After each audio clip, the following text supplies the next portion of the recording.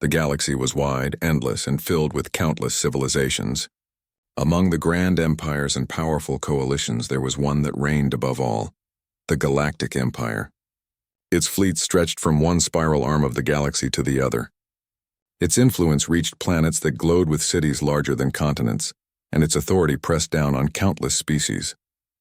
Yet in this ocean of stars, there was one world almost invisible to them, a small blue planet called Earth. To the Galactic Empire, Earth was a backwater, primitive, undeveloped, and unworthy of their time. When their surveyors first passed by, they saw humans as a curious but unimportant species.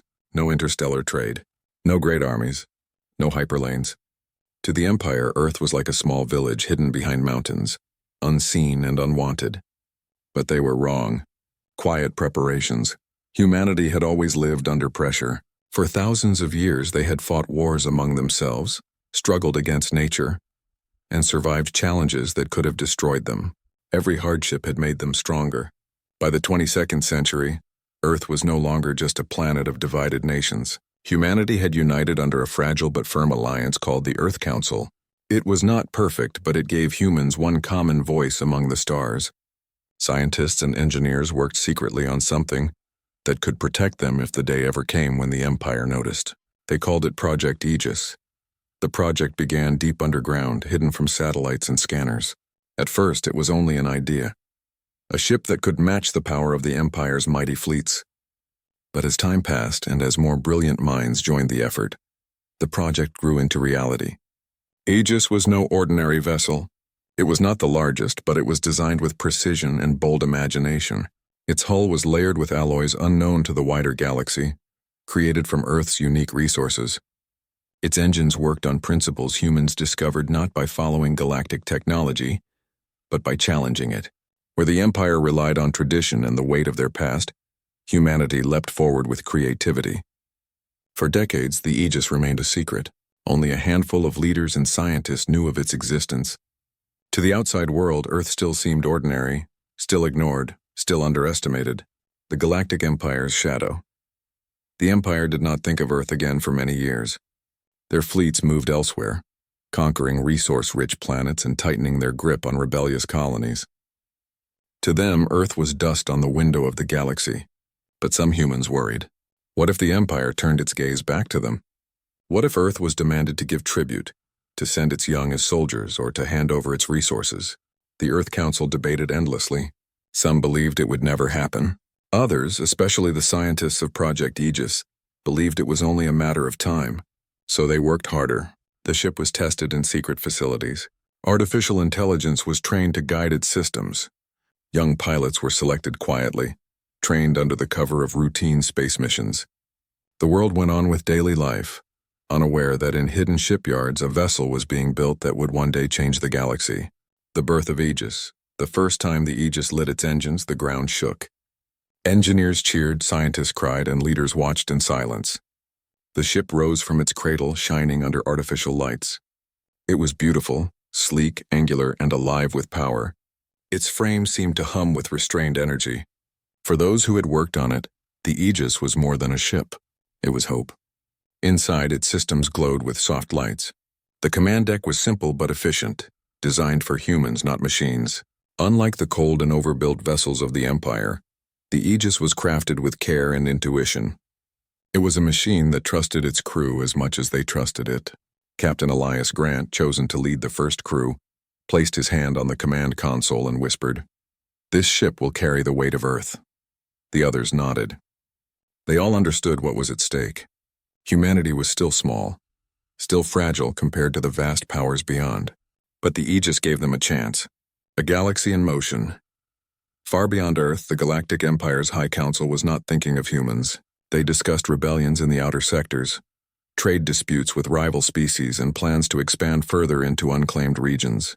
The Emperor himself, seated on a throne that had lasted for centuries, considered Earth nothing more than a forgotten name and a forgotten report. Why waste fleets on a planet that offered nothing of value? But destiny has a way of changing paths. A probe, launched from Earth to explore beyond their star, passed through a patrol sector of the Empire. The probe was small, harmless, carrying only instruments and cameras. But it was noticed.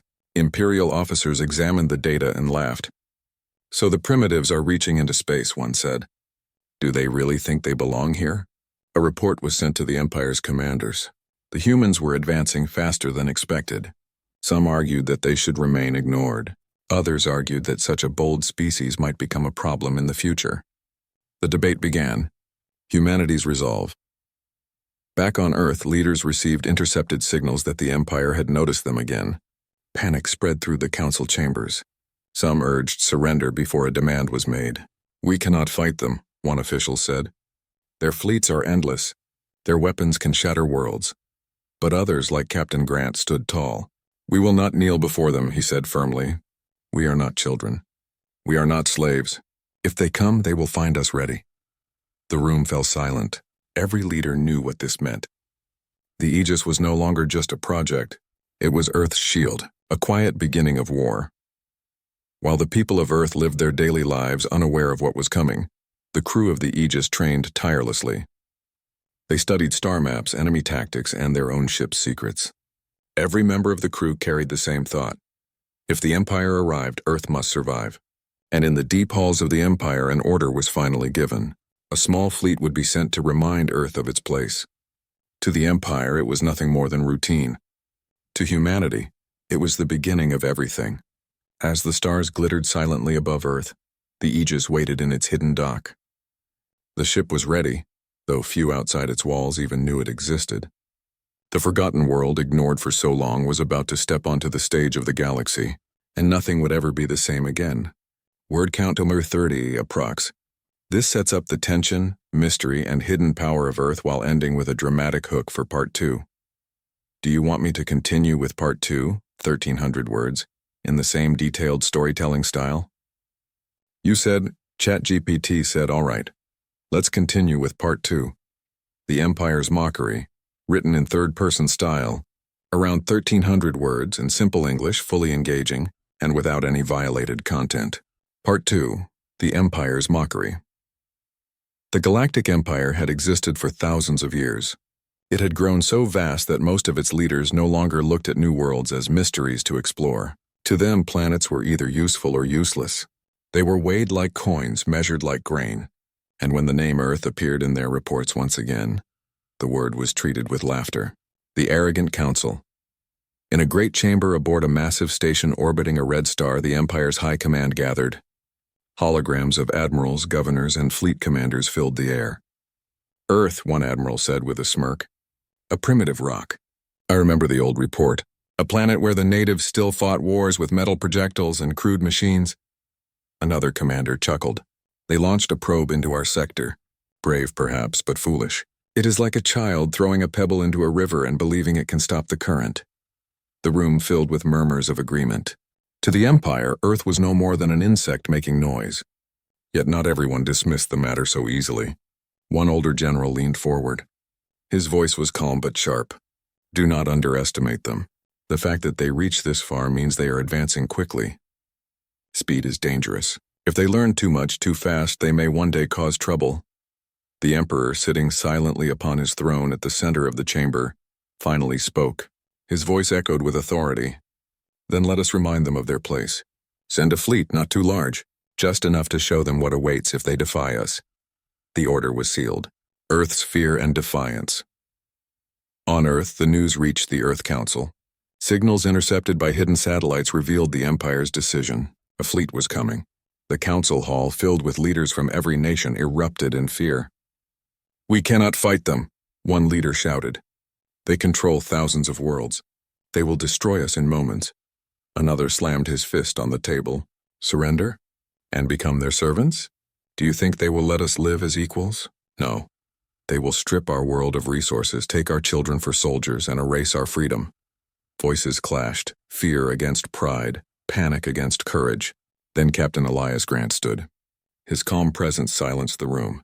Listen, he said firmly. They think we are weak. They think we are nothing. But they do not know what we have built. The Aegis is ready. If we must fight, then let us fight with the strength we have hidden for so long. Some leaders trembled at his words. Others straightened with resolve. Slowly, agreement spread. Yum! The silence of space was broken by the shock of war. 2 Imperial warships had been destroyed by a single vessel from Earth, the Aegis. What should have been a simple show of force had turned into a disaster for the Galactic Empire. For the crew of the Aegis, it was not victory that weighed on their hearts, but the knowledge of what would come next. The calm get to the battle. On the command deck, the crew sat in silence after the battle. Only the soft hum of the ship's systems filled the air. Debris from the destroyed ships floated in the distance, glowing faintly in the sunlight. Lieutenant Carolyn looked at the captain. "We did it, but they won't stop here. That admiral will call for reinforcements." Captain Elias Grant nodded slowly. His face was calm, but his eyes were sharp. Yes, this was only the first move. The Empire will return with greater strength. Chief Engineer Malik Verma tapped his console nervously. I ran the numbers twice. Our weapons performed better than expected, but against a larger fleet. The odds are not in our favor. Grant placed a firm hand on the console. The odds were never in our favor. What matters is that we proved something today. Humanity is not weak. We can fight back. The crew straightened at his words. Despite the danger, there was a spark of pride in every heart. The Empire's humiliation aboard the Imperial flagship, Admiral Veyron, was furious. His face was pale, his voice sharp as he shouted at his officers. 2 ships destroyed? By 1 primitive vessel? Explain this to me. No one dared answer. The officers stood frozen, afraid of the Admiral's anger. Finally, one young officer spoke hesitantly. "Admiral, the human ship uses unknown technology. Its weapons pierced our shields. Its speed and maneuvering were unlike anything in our records." Veyron clenched his fists. A backwater world should not have this kind of power. There must be outside help. Someone gave them this technology. The thought spread among the officers. Could humans have allies? Could a rival empire be secretly arming them? Veyron's voice dropped, filled with cold determination. "Send word to High Command. Tell them Earth has resisted. I will not leave this system until I grind them into dust." Earth's hidden strength. Back on Earth, the Council received news of the battle. When the report of victory came, many leaders gasped in disbelief. "We destroyed them?" one leader asked. "Truly destroyed Imperial ships?" Captain Grant's voice came through the transmission. "Yes, but do not celebrate yet. This victory will draw more of their fleet. The Empire will not forgive this humiliation." The Council members exchanged uneasy glances. Some wanted to hide, others wanted to sue for peace. But one by one, voices rose in agreement. They could not surrender now. The people of Earth did not yet know the truth, but the leaders carried it heavily in their hearts. If humanity was to survive, they had to stand together. Training for the storm inside the Aegis, the crew prepared for the battles to come. Every system was checked again and again. Every maneuver was practiced until it became instinct. Lieutenant Lin worked on improving shield response times, adjusting frequencies so they could withstand new types of energy weapons. Engineer Verma modified the ship's reactors, squeezing every drop of power into the weapons. Navigation Officer Hayes studied star charts, looking for ambush points where the Aegis could use the solar system's gravity to its advantage. Captain Grant pushed them harder each day. "The Empire will send more ships," he told them. "We will face overwhelming numbers. Our strength will not be size or power, it will be speed, intelligence, and courage. We must fight smarter than they expect." The crew listened, and though fear lived in their hearts, so too did determination. The second wave, Admiral Veyron, did not wait long. Within days, reinforcements arrived. 6 more warships, heavily armed and ready for destruction. From orbit above Jupiter, the Imperial fleet assembled. Their dark hulls glowed under the gas giant storms, weapons charged, engines burning bright. Veyron stood on the command deck, his expression cold. "No more games. We strike with full force. Earth will kneel." The order was given. The fleet began its advance toward the inner planets. Shadows of the moon, but the Aegis was waiting. Hidden in the shadow of the moon once again, the ship powered its systems. The crew watched the Imperial fleet's movements with tense eyes. "They're heading toward Mars orbit first," Hayes reported. "Likely scouting for hidden defenses before moving toward Earth." Grant studied the display. "Good. That gives us time to strike on our terms." Lynn raised her eyebrows. "You mean to attack now? Against 7 ships?" Grant's voice was steady. "Yes. If we wait, they'll reach Earth. We must keep the fight away from our home." The crew exchanged nervous glances, but no one argued. They trusted their captain. Ambush in the dark. The Aegis moved silently through the darkness, using Jupiter's massive gravity field to mask its approach.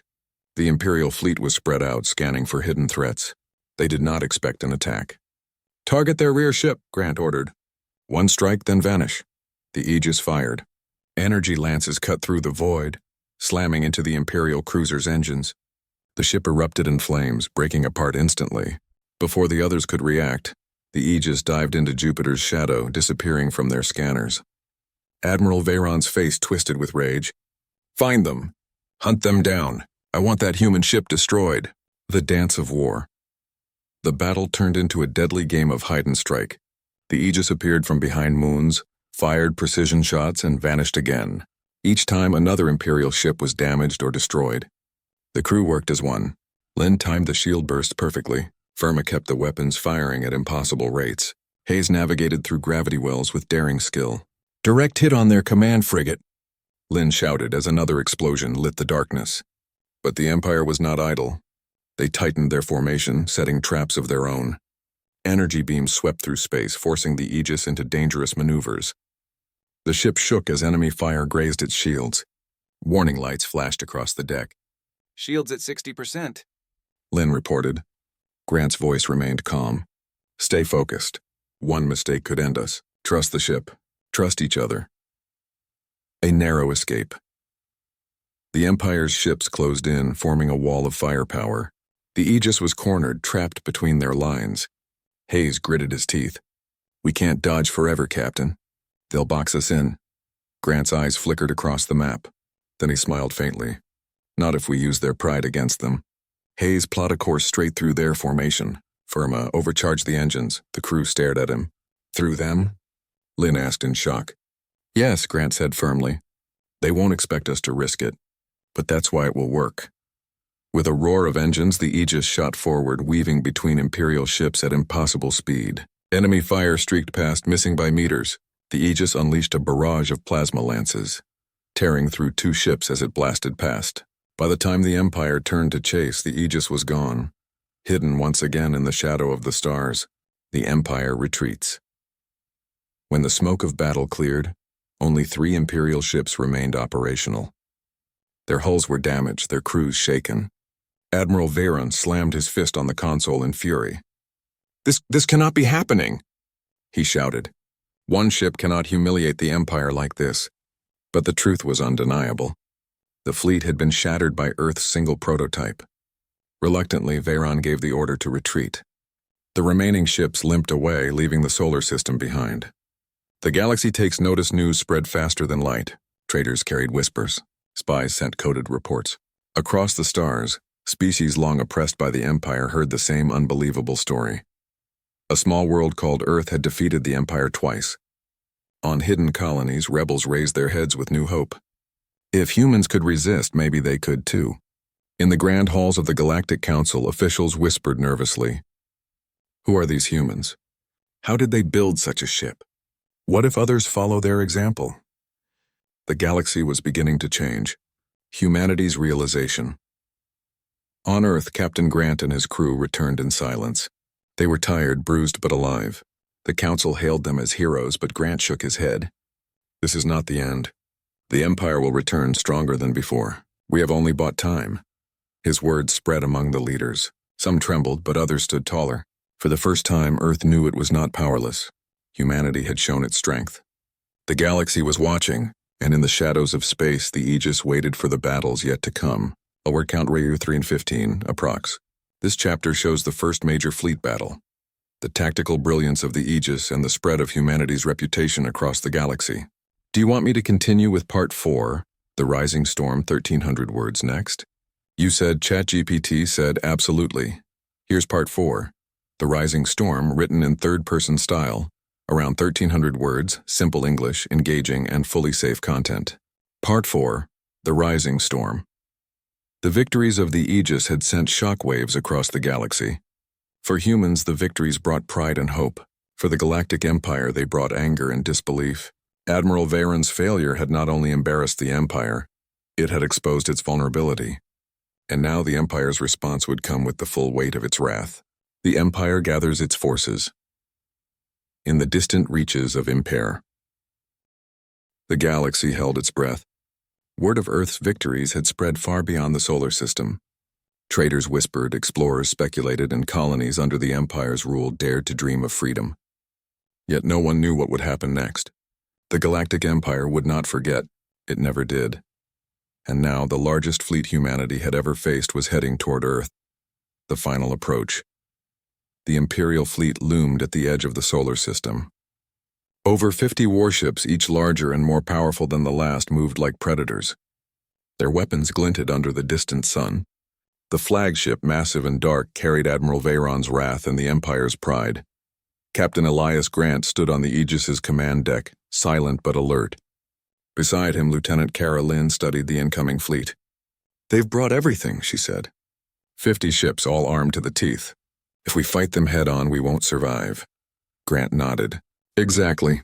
That's why we won't. This is not just a fight for survival. This is a battle for our place among the stars. We strike smart. We strike first, and we show the galaxy what humans can do."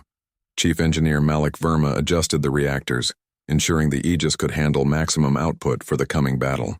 "Engines and shields are ready, Captain. Weapons fully charged. We can hold them off as long as we stay mobile." Hayes at navigation added, "I've plotted multiple escape and attack vectors. We can use the asteroid belts and gravity wells to our advantage. They won't expect our maneuvers." Grant's gaze swept across his crew. "Then we fight, not as underdogs, but as humans. Steady, smart, and fearless." The crew nodded. Every hand gripped their stations tightly. Every mind was focused. Humanity's greatest test had begun.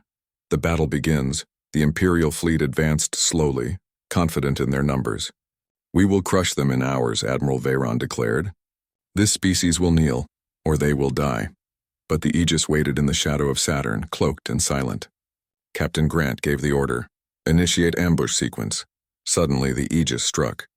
Energy lances fired in rapid succession, cutting through the enemy's flank. Imperial ships erupted in flames as systems overloaded. The sudden attack sent shockwaves through the fleet. "Shields holding?" Grant asked. Lynn answered quickly. "At 80%, Captain. Minor impacts. Nothing serious." Hayes plotted the next maneuver, weaving the ship through the rings of Saturn. The Aegis moved with unmatched precision, striking and vanishing before the Empire could respond effectively. For the first time, the Imperial officers realized that this was not a normal opponent. These humans fought not only with technology, but with intelligence and courage beyond expectation. Turning the tide, the battle spread across the solar system. The Aegis darted between Mars and Jupiter, striking at weak points in the Imperial formation. Each hit was precise, disabling engines, breaking shields, and leaving enemy vessels vulnerable. 3 ships disabled, Lynn shouted, excitement creeping into her voice. "Good. Keep the pressure on," Grant replied. "But remember, we cannot destroy them all. Their fleet is too large. Our goal is to survive and show our strength." Verma monitored reactor output, managing every joule of energy to maximize damage while protecting the ship. "Weapons ready for concentrated fire," he reported. "We can take out their flagship if timed perfectly." Grant considered. The Imperial flagship had been the brain of the operation, directing attacks and coordinating strategy. "Then we hit them," he decided. "Timing must be perfect. Everyone stay sharp." The flagship strike, using an unexpected route through the asteroid belt. The Aegis approached the Imperial flagship from an angle no one anticipated. The ship's weapons glowed as energy lances aligned. "Firing in 3, 2, 1, Grant commanded. The energy beams struck the flagship's shield simultaneously at multiple points. Sparks and fire flared, shields collapsing under the precise strike. Systems overloaded, engines failed, and the massive vessel began to drift helplessly. "Direct hit," Lynn shouted. Their flagship is disabled. On board the Imperial command bridge, Admiral Veyron's face turned pale. "Impossible. How can one ship?" But before he could finish, the Aegis had already maneuvered, striking at additional warships and forcing the rest into retreat. The tide of battle shifted. The Empire had underestimated humanity. What they thought would be a simple conquest had become a humiliating defeat. Humanity stands tall as the surviving Imperial ships retreated. The crew of the Aegis breathed a mix of relief and triumph.